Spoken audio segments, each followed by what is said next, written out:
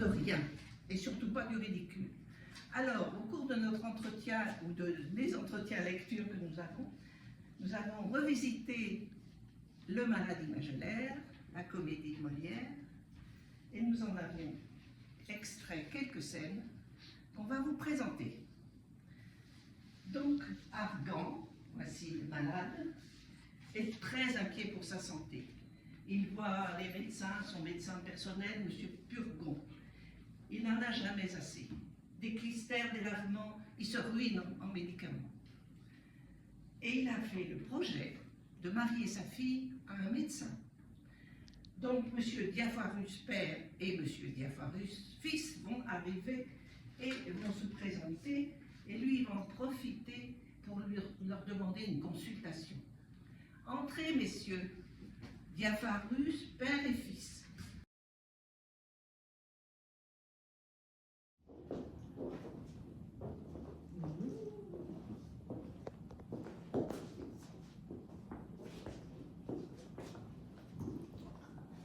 Je vous prie, monsieur, de me dire comment je suis.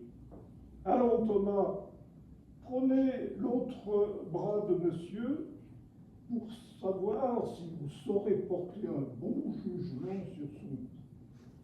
Puis ici, Dico, le pouls de monsieur est le pouls d'un homme qui ne se porte pas bien. bon,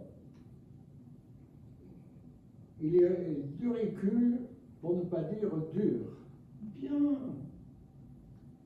repoussant le pouce. fort bien. Il marque l'intempérie des parenchymes spléniques, c'est-à-dire la rate. Obstiné. Non, monsieur Purgon dit que c'est le foie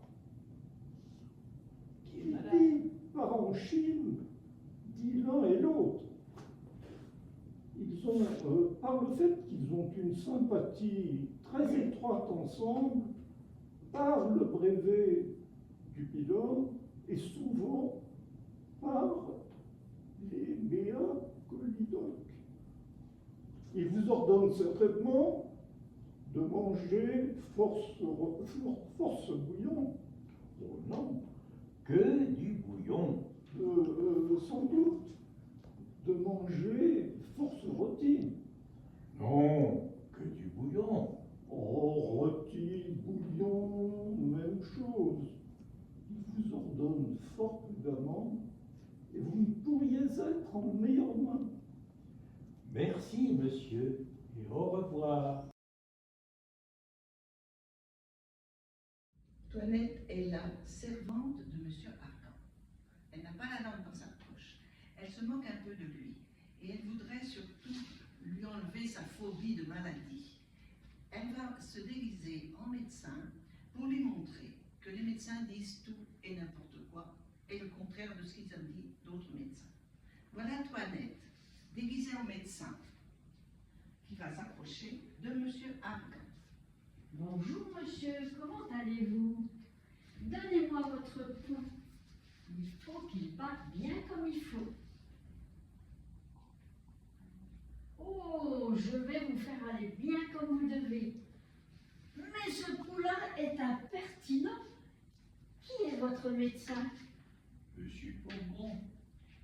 Cet homme-là n'est pas inscrit dans mes tablettes. Pas entre les grands médecins. De quoi dit-il que vous êtes malade? Il dit que c'est du foie. D'autres disent que c'est de la rate. Tous des ignorants. C'est du poumon que vous êtes malade. Du poumon? Oui, Oui, que sentez-vous? Je sens de temps en temps des maux de la tête. Justement, le poumon. Il me semble parfois que j'ai une voile devant les yeux. Mais le poumon. J'ai quelquefois des maux de cœur. Le poumon. Je sens parfois des lassitudes dans tous mes membres. Le poumon, vous dis-je. Et quelquefois, il me prend des douleurs dans le ventre, comme si c'était des coliques. le poumon, avez-vous appétit à ce que vous mangez? Oui, monsieur. Et après manger, aimez-vous faire une petite sieste? Ou bien est-ce de Oui, dormir? monsieur. Le poumon. Et que vous ordonne votre médecin pour votre nourriture? Il ordonne du potage, Ignorant, de la volaille, ignorant, du veau, ignorant, du bouillon, ignorant, des œufs frais. ignorant. Et le soir, des petits pruneaux pour lâcher le vin. Ignorant. Et surtout, de boire mon vin bien trempé. Ah non, ignorantus, ignoranta, ignorantum. Vous devez boire votre vin pur. Et pour épaissir votre sang, qui est un peu trop subtil, vous devez manger du bien bon gros bœuf, du bon gros porc, du bon gros fromage de Hollande, du gruau, du riz, des marrons, des oublis, pour coller et conglutiner. Votre médecin est une bête. Je vous en enverrai un de ma main et je passerai vous voir de temps en temps, tandis que je serai dans cette ville. Vous m'obligez beaucoup. Adieu, monsieur. Je suis fâchée de vous quitter si tôt. Argan est marié. Il a une seconde épouse, beaucoup plus jeune que lui. Il est persuadé que cette femme l'aime, qu'elle s'occupe de lui, qu'elle est aux petits soins.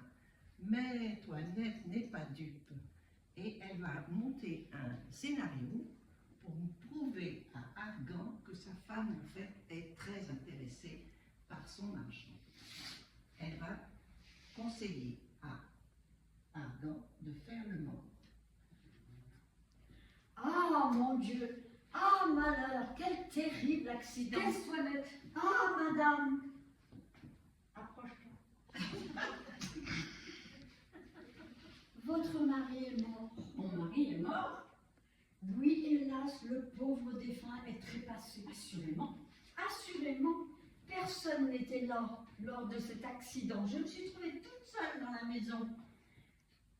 Il vient de passer entre mes bras. Tenez, regardez-le allongé de tout son long sur ce fauteuil. Le ciel en soit loué. Me voilà délivré d'un grand fardeau. Que tu es sotte, Toinette, de t'affliger de cette mort. Mais madame, je pensais qu'il fallût pleurer. Va donc, ça n'en vaut pas la peine. Quelle perte est-ce que la sienne? Et à quoi servait-il sur la terre? Un homme incommode à tout le monde, malpropre, dégoûtant, sans cesse un lavement ou une médecine dans le ventre, mouchant, toussant, crachant toujours, sans esprit, ennuyeux, de mauvaise humeur, fatiguant sans cesse les gens et grondant servantes et valets. Quelle belle oraison funèbre!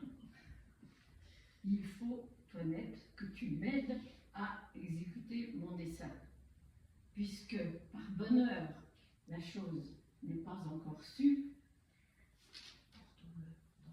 Porte-le dans son lit et tenons cette mort cachée jusqu'à ce que j'ai fait mon affaire.